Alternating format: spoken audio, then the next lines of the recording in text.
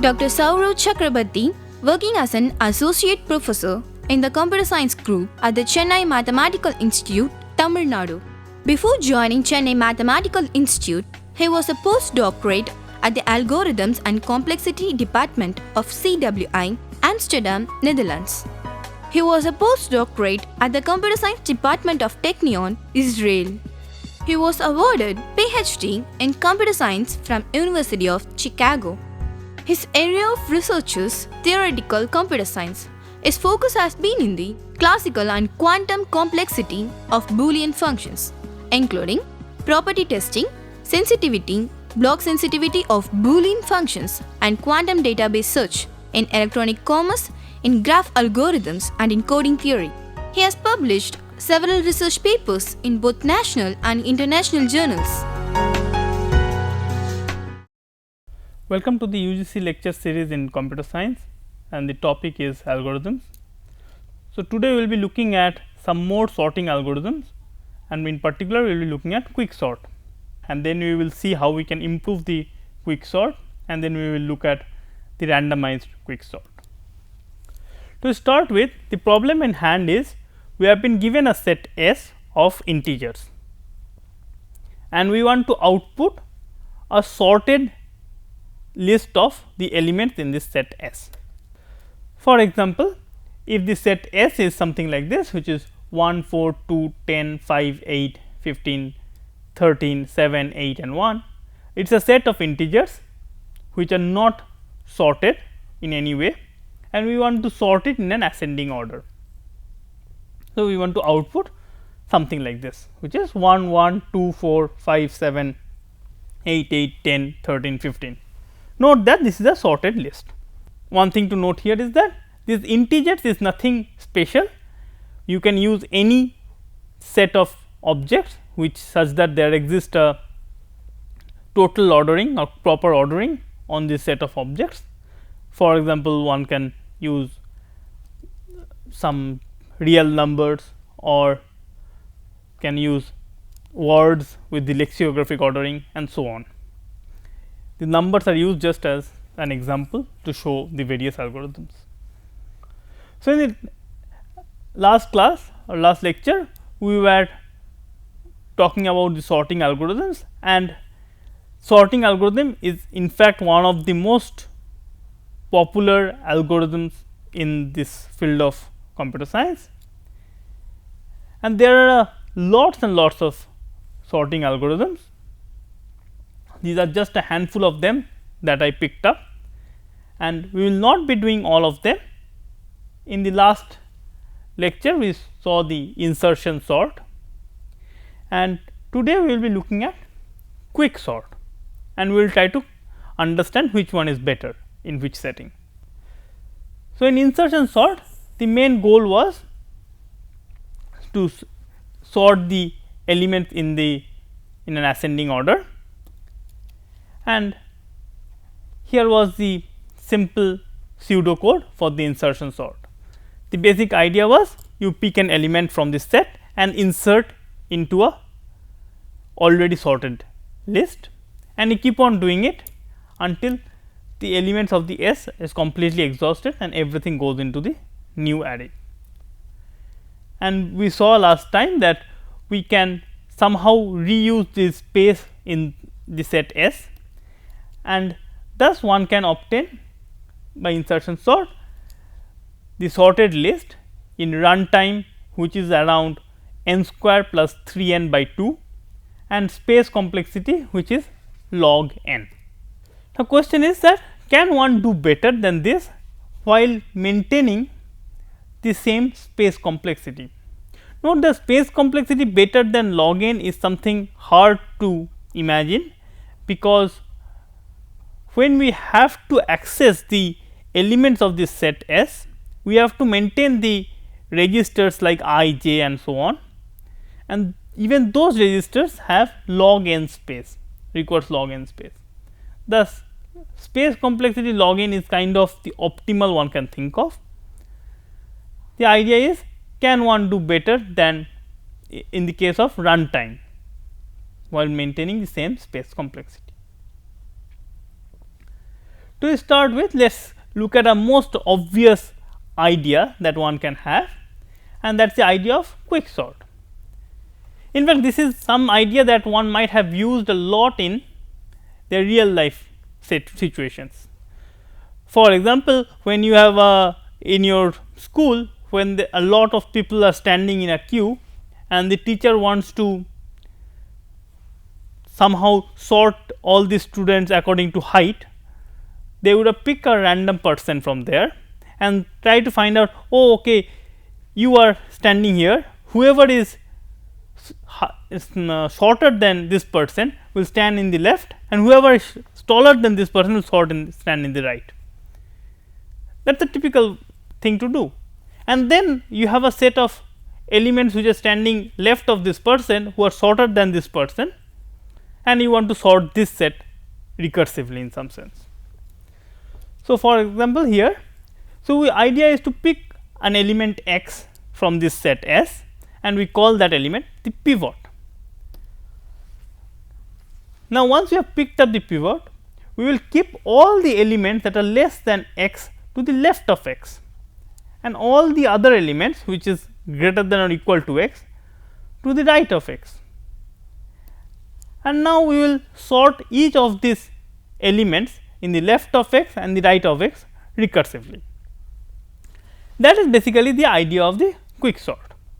Say here is an example.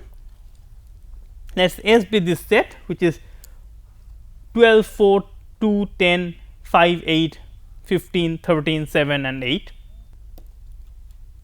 We put this first element down somewhere, and now from this set S we pick out all the elements that are less than x and put it on the left of x which is 12, and all the other ones which is greater than or equal to 12 on the right of 12.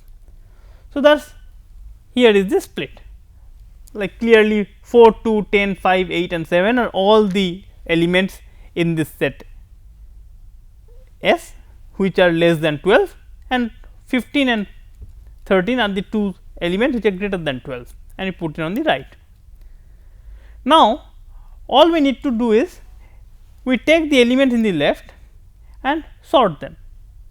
How do we sort them? We will recursively call the sorting algorithm,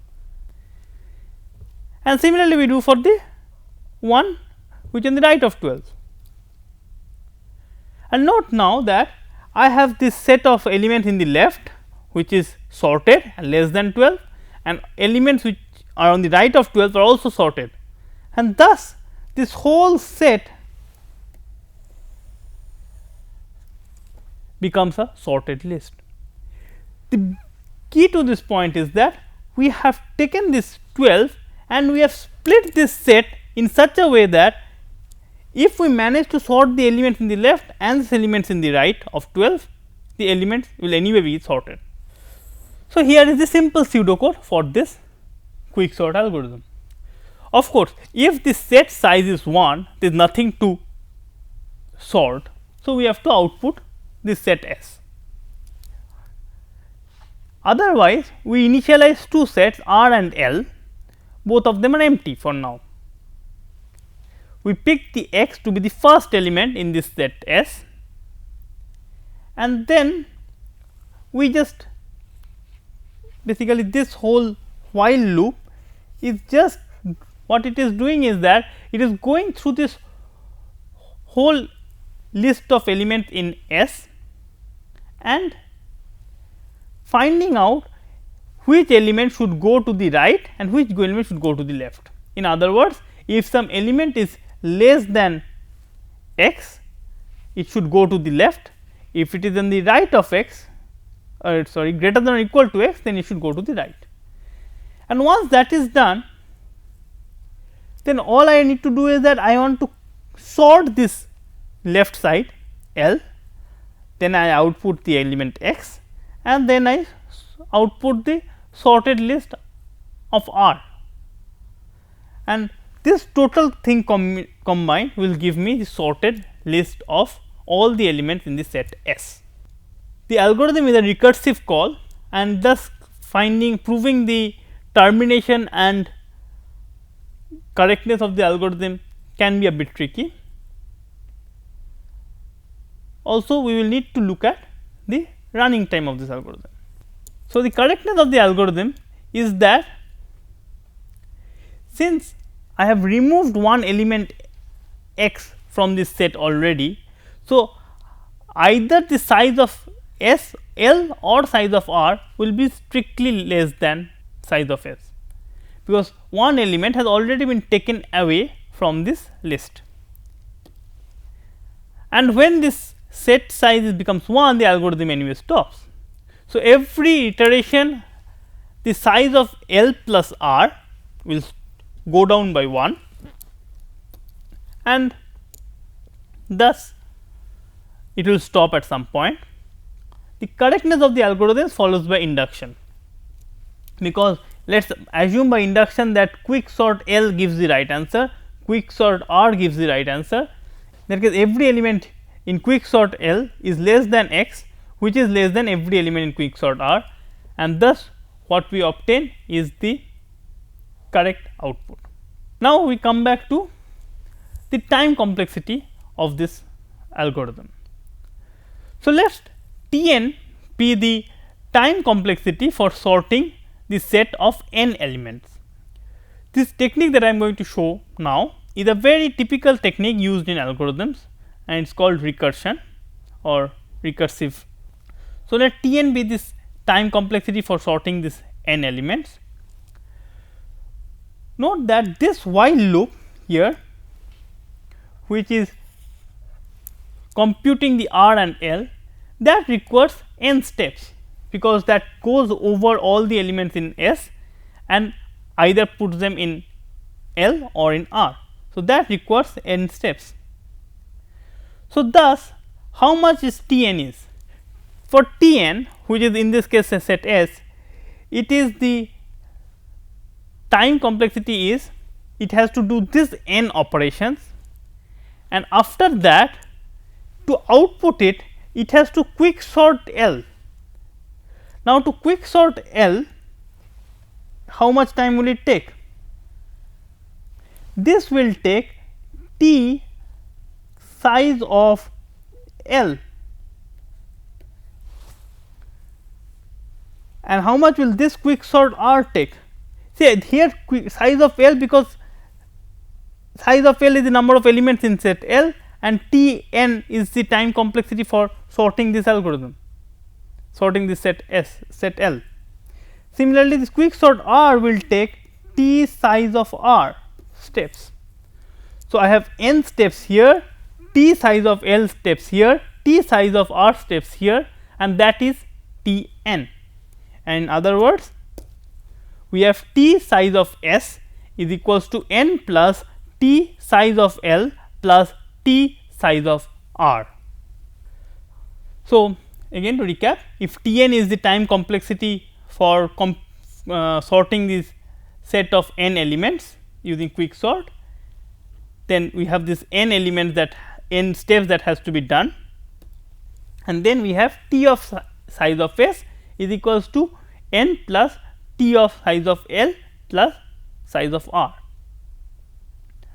But now, in the worst case, size of L can be 0 and the size of R can be n minus 1, because one element is always removed from S. So, size of L plus size of R is strictly less than n. So, what we have is that T of n equals to n plus T n minus 1. Then we can keep on doing it. So, T of n is n plus T n minus 1, which is n plus n minus 1 plus T n minus 2, and you keep on doing it, you get T of n equals to n plus n minus 1 plus dot dot dot dot till 2 plus T of 1. T of 1 is 1. So, we have the summation of all the elements from 1 to n. So, T of n becomes n into n plus 1 by 2. Thus, this gives us the time complexity for the quick sort. Let us take a small break now. After the break, we will talk more about the quick sort.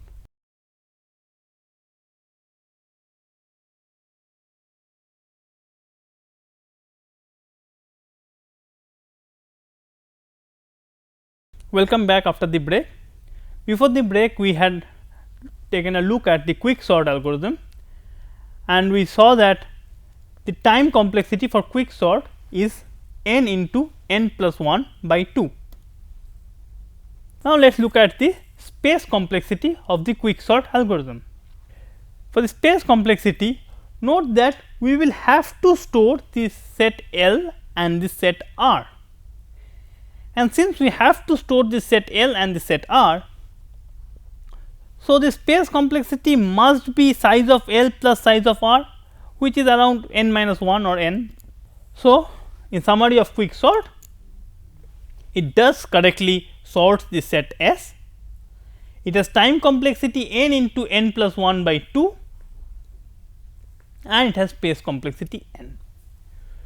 Now, recall that in the insertion sort, the time complexity was also something similar to this. It was n into n plus 3 by 2.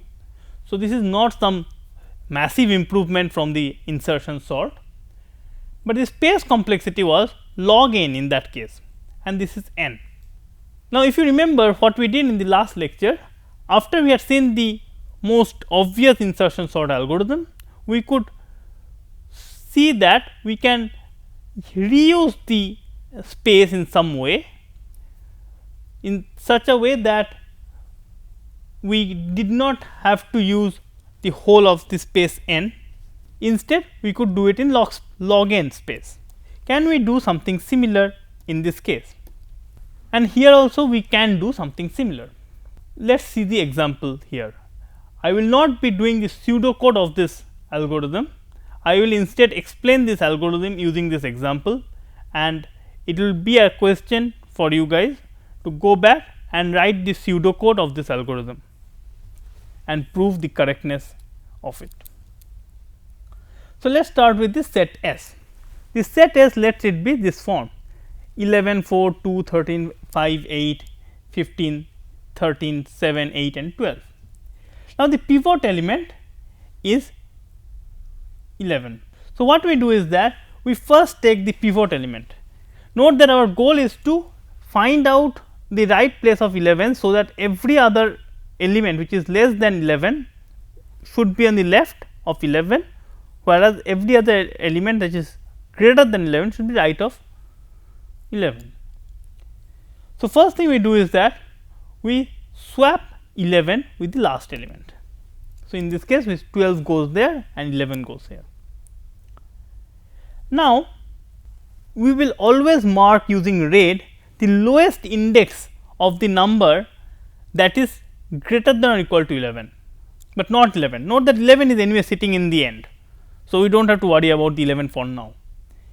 So, for now we should just look at this set from 12 to 8, and 12 and the red will always mark the lowest element, and green will also mark the index we are looking at. So, at this moment of course, we are looking at 12 only. Now, so let us look at the next element. The green moves one step to the right, and we have started looking at number 4. Now, 4 is clearly less than 12. So, what we do is that we swap 4 and 12, and while we swap it, we will move this green marker to the next step, which is 2, and the red marker stays here. Now, 2 is the thing that we are looking for and looking at, the index we are looking at, and 12, as we told, is the index of the smallest number greater than 11. Again, when we are looking at 12, we see that this 2 is less than 11. So, should be in the left of 11, but there exists a red marker which is left of that. So, we will just exchange 2 and 12. Thus, we swap 2 and 12 and we make 13 our next marker. Again we come to 13 and when we come to 13 we find that okay, 13 is good, no problem, because 13 is greater than 11 and does not have to be moved. Then we move to 5. When 5 we are marking 5. So, one thing to note is that when whatever green marker is we have, anything which is on the left of the green marker has two proper divisions. A division here which is 12, the red marker and above. So, red to green marker, everything is greater than or equal to 11, and anything which is on left of 12 is strictly less than 11, and this is what we will maintain all the time. And when we are looking at 5, what do? We will first push the green marker to the 8, swap 5 with 12, because 12 is the first element which is greater than 11. So, we will swap 5 with 12 and we push the red marker to 13. So, we have swapped 5 with 12, green marker goes to 8 and we have pushed the red marker to 13. Note again the same thing happens. Here is the green marker and this is the set we have been split into two parts. What is it? The red marker to the green marker is greater than 11 and this part is strictly less than 11. Again we move from 8, this green marker, we find that this is less than 11. So, this has to be swapped. So, we swap 8 and 13, the red marker moves to 12 and the green marker moves to 15. Now, when we are at 15, again we see that okay, 15 is greater than 11. So, no need to worry. So, let it be. We move the green marker to 13 and similarly we keep on going like this till at some point of time we come to this stage where green marker has basically finished its stay. We have the 11 which is the pivot, we have this list which have been split into two parts, 15 or red marker and right of it is greater than 11, anything left of the red marker is strictly less than 11, and all we need to do now is to swap 11 and 15, and thus if we swap 11 and 15 we get 11 goes to the pivot and we have split this set into two halves, which is one is less than 11, one is greater than 11. So, I will not do the pseudocode of this algorithm, but I will leave it as a question to write the pseudocode of this algorithm to prove that this algorithm is right. So, to summarize this improved quicksort algorithm, we saw an algorithm which sorts the set S.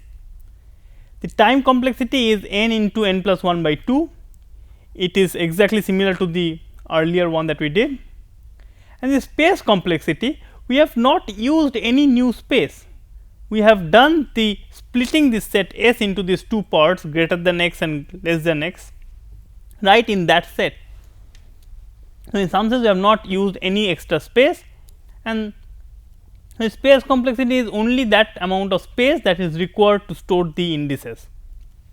So, the space complexity is log n. Thus, in regards to the set of parameters, this improved quicksort is exactly same as the insertion sort. But when it comes to reality, it is found that quicksort has been used extensively in real life, and also it has been found that it does perform better than many other algorithms, and in particular it performs better than what is theoretically predicted. So, what is it that we are making the mistake, or what is happening in real life? The fact is that we can tweak the quicksort a little bit to make it randomized algorithm. So, note that in the quicksort algorithm we started with picking this pivot x, which was the first element of this set, and then we went ahead and splitting this set S according to the pivot. But what happens if instead of picking this set x as the element x as the first element of S, we pick a random element from S. So, we toss some coins and use our randomization or any of the random generators from the computer to pick a random element from this set x. In that case, what can be showed is that the expected running time is less.